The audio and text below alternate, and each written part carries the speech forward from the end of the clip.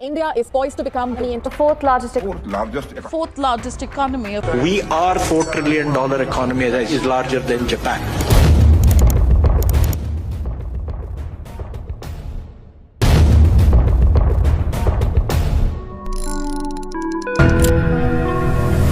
नमस्कार दोस्तों, आज हम बात करेंगे इंडिया का एक हिस्टोरिक अचीवमेंट के बारे में। तो रिसेंटली इंडिया ने जापान को बीट करके दुनिया का चौथा सबसे बड़ा अर्थव्यवस्था बन चुका है। इसके लिए आपको प्राउड भी होना चाहिए, पर सवाल आता है कि इससे मिडिल क्लास वालों को कुछ मिलेगा भी या फिर ये सिर्फ एक नंबर बनकर रह जाएगा। सब कुछ बात करेंगे इस वीडियो में। तो गाइस, मेरा नाम है आशीष मंडल। तो बात बहुत दिनों से चल ही रहा था कि इंडिया बहुत ही जल्द जापान को बीट करके दुनिया का चौथा सबसे बड़ा अर्थव्यवस्था बन जाएगा, लेकिन IMF की डेटा की वजह से ये अब ऑफिशियल हो चुका है कि नॉमिनल GDP के मामले में इंडिया अब चौथे स्थान पर है। हमारे सरकार ने भी ये कंफर्म किया है। नीति आयोग के CEO सुब्रमण्यम जी ने भी ये कंफर्म किया कि इंडिया जापान को बीट करके दुनिया का चौथा सबसे बड़ा अर्थव्यवस्था बन चुका है, और इस तरह से हम लोग 2 से 2.5 साल के अंदर जर्मनी को भी बीट करके US और चाइना के बाद तीसरी सबसे बड़ी अर्थव्यवस्था बन जाएंगे।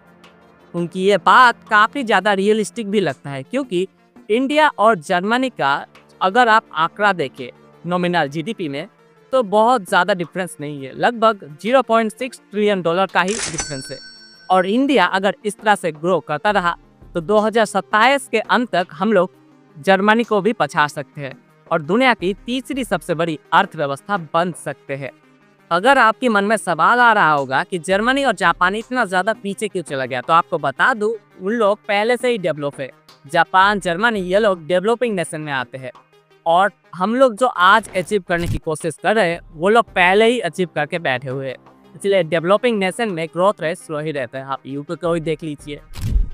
इंडिया थर्ड लार्जेस्ट इकोनॉमी बनने के बाद चाइना से कैसे कम्पीट करता है, ये देखना बहुत ही इंटरेस्टिंग होगा, क्योंकि इंडिया के मुकाबले चाइना का इकोनॉमी 4 गुना ज़्यादा है। तो आप लोग समझ ही सकते हैं, टाइम के साथ ये देखना बहुत ही इंटरेस्टिंग होगा कि कैसे इंडिया कम्पीट करता है।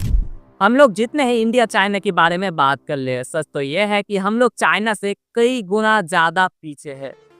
हम लोग जितना भी 4th लार्जेस्ट इकोनॉमी बन जाए, हमारे यहाँ आज भी एक सिंपल IPL ट्रॉफी सेलिब्रेशन के वक्त भगदड़ में ही लोग मरते हैं। हमारे यहाँ आज भी लोग सड़कों में भीख मांगते हुए दिख रहे हैं। हमारे यहाँ आज भी लोग खाने के लिए मर रहा है। विश्वास नहीं हो रहा है आपको बता दूं, आपको जानकर हैरानी होगा, इंडिया जो 4th लार्जेस्ट इकोनॉमी बन चुका है, वही इंडिया ग्लोबल हंगर इंडेक्स में 127 देशों में से 105 रैंक करता है। आपको जानकर हैरानी होगा कि हम लोग युगांडा के साथ गिने जाते हैं। हमारे आगे श्रीलंका भी है। तो ये सब इम्प्रूवमेंट होना चाहिए।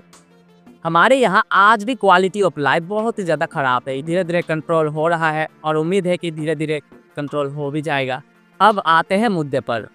इंडिया 4th लार्जेस्ट इकोनॉमी बन चुका है, यह तो आपको पता है, लेकिन कैसे बना है ये भी आपको पता होना चाहिए। इंडिया का 50% से ज़्यादा संपत्ति है टॉप 1% रिच मैनों के पास, जैसे कि अंबानी हो गया, अडानी हो गया, उसी जैसे लोगों के पास।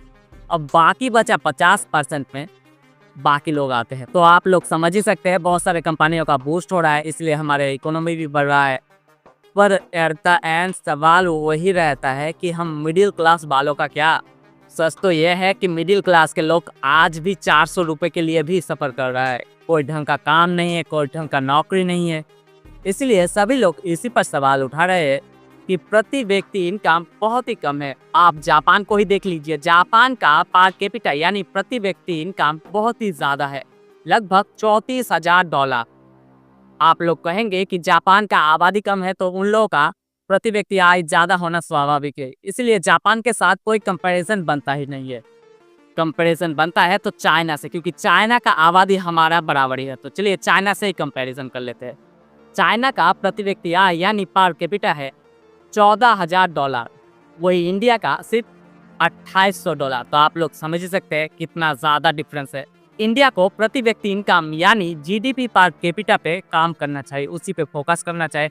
अगर प्रति व्यक्ति आय बढ़ेगा तो GDP तो वैसे ही बूस्ट हो जाएगा। ये जो छोटे छोटे देश जैसे कि सिंगापुर हो गया, लेबनान हो गया, UAE हो गया, ये लोग अमीर क्यों कहलाते हैं? क्योंकि इन लोगों का परचेसिंग पावर यानी प्रति व्यक्ति आय जो है ये बहुत ही ज़्यादा है। इसीलिए ये लोग टॉप रिचेस्ट कंट्री में कहा जाता है। तो बात वही है, सरकार को जीडीपी पर कैपिटा पर फोकस करना चाहिए, जिससे प्रति व्यक्ति इनकम यानी परचेजिंग पावर लोगों का बढ़े। इसके लिए सरकार को बहुत ज़्यादा नौकरियां क्रिएट करना पड़ेगा, चाहे वो गवर्नमेंट सेक्टर में हो, प्राइवेट सेक्टर में हो। छोटे बिजनेस को सपोर्ट करना पड़ेगा, छोटा एमएसएमई को। इसी तरह से ओवरऑल ग्रोथ होगा, तभी सबका साथ और सबका विकास होगा। नहीं तो गरीब लोग और ज़्यादा गरीब होते जाएंगे और अंबानी अडानी जैसे अमीर लोग और ज़्यादा अमीर होंगे। तो गाइस यही था आज का वीडियो अगर पसंद आया तो वीडियो को एक लाइक कीजिए, चैनल पर नए हैं तो चैनल को सब्सक्राइब कर लीजिए, और अगर आप लोग फेसबुक पे देख रहे हैं तो पेज को फॉलो कर लीजिए। एंड तब तक के लिए स्टे सेफ, स्टे क्यूरियस। जय हिंद।